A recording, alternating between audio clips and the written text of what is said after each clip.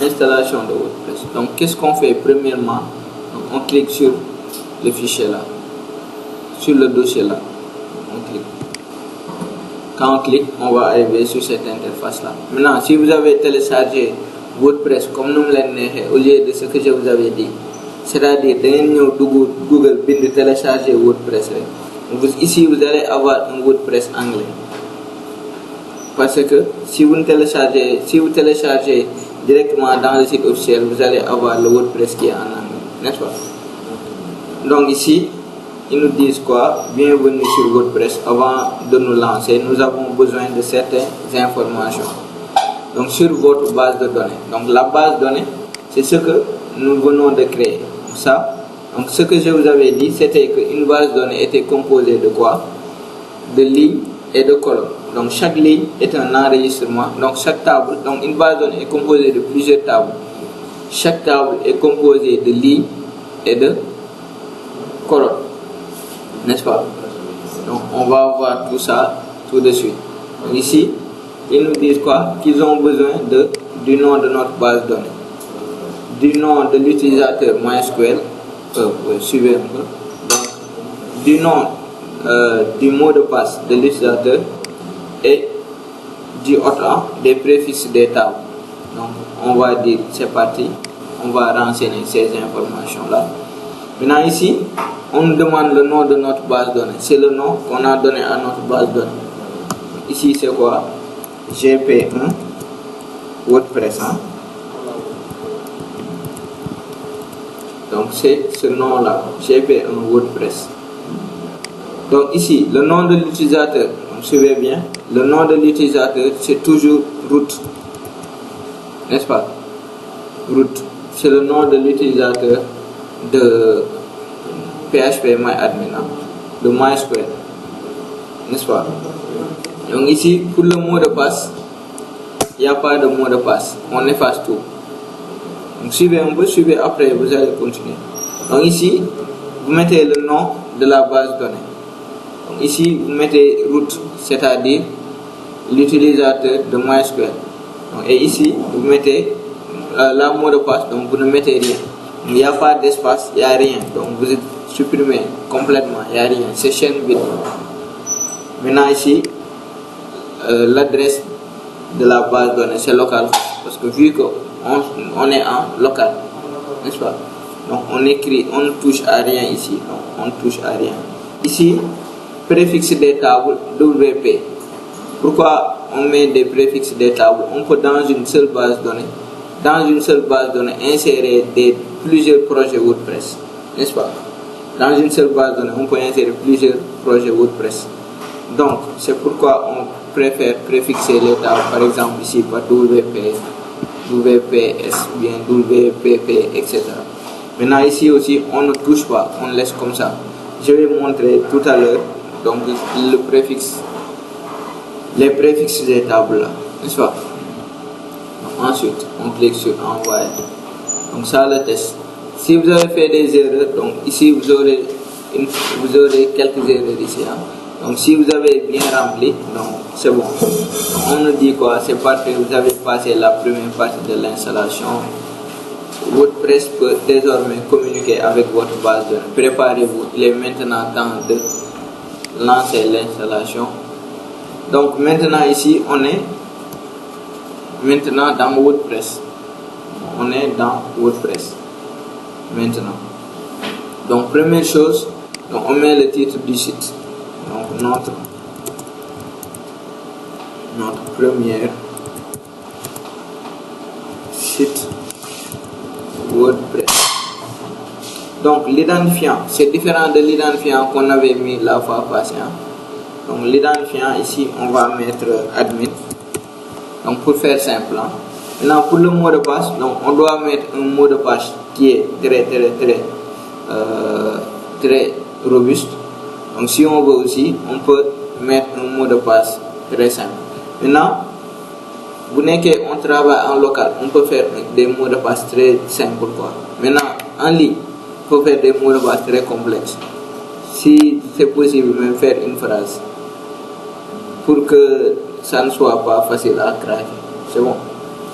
Donc fait ici, je vais mettre admin, simplement admin. Donc, et on peut cliquer sur show pour regarder le mot de passe, bien high pour ne pas regarder. Maintenant, on nous dit quoi? Que le mot de passe est trop faible.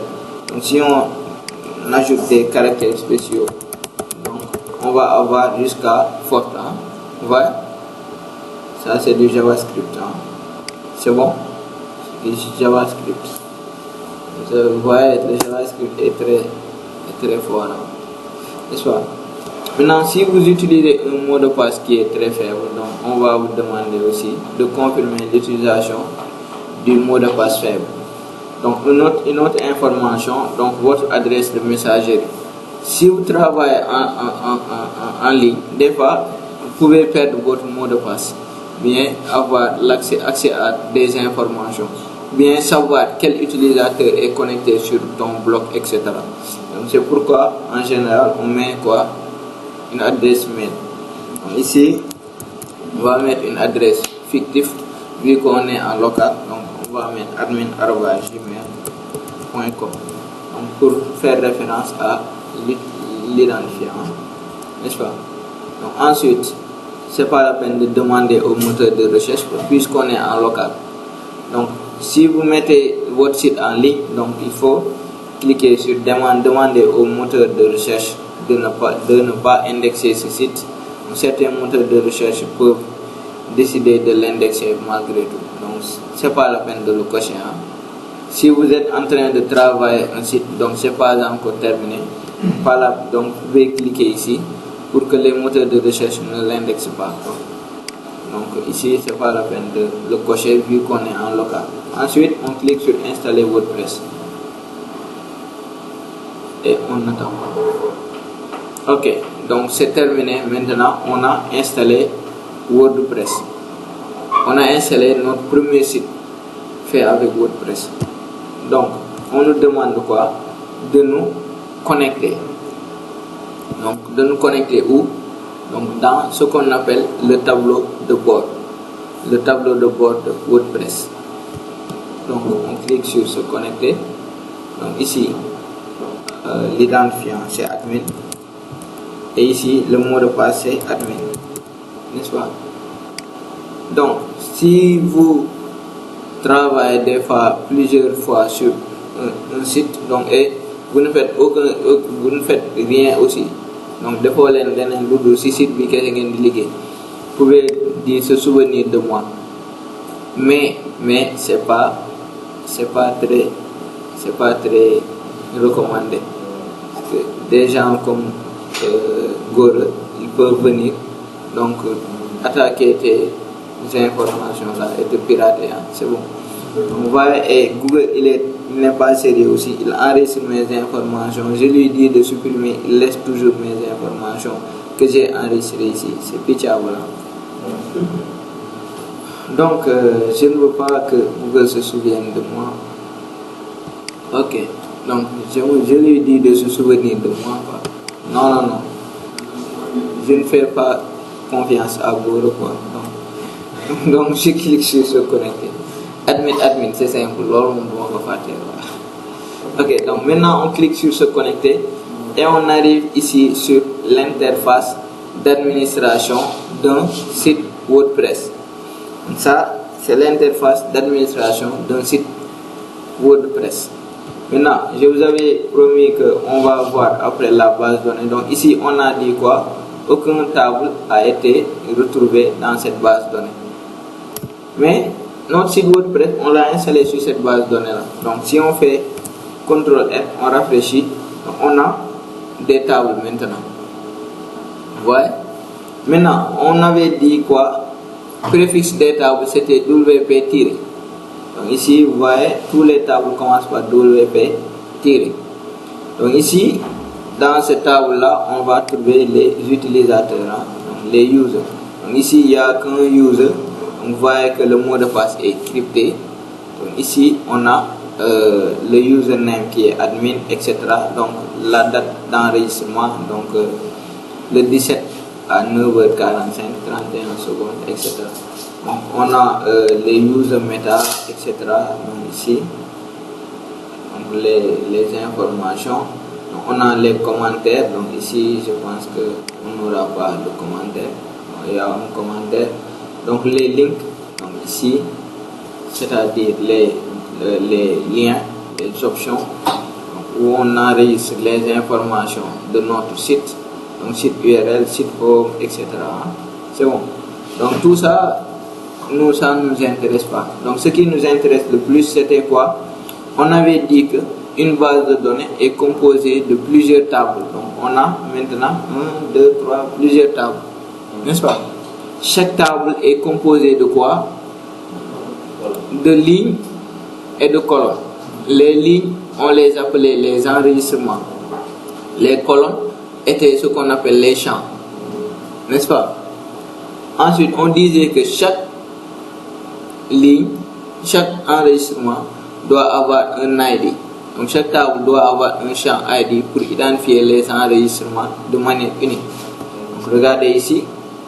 Donc, ici, on a un option ID. Donc ID, il y a l'ID toujours. Donc 1, 2, 3, 4. Donc ici, si on recherche une option ID, donc on ne va jamais se tromper. Même si deux options ID ont le même option name, on ne va pas se tromper. Vous voyez? Et ici, ça le souligne, même c'est très bien, n'est-ce pas? Donc vous voyez, donc, on a l'ID. Ici, on a les champs. Donc, si on fait ça, on a toutes les informations. Les champs, et ça c'est un enregistrement, ça aussi un autre enregistrement, ça un enregistrement, etc. C'est bon? C'est bon? Ok, donc j'arrête l'enregistrement.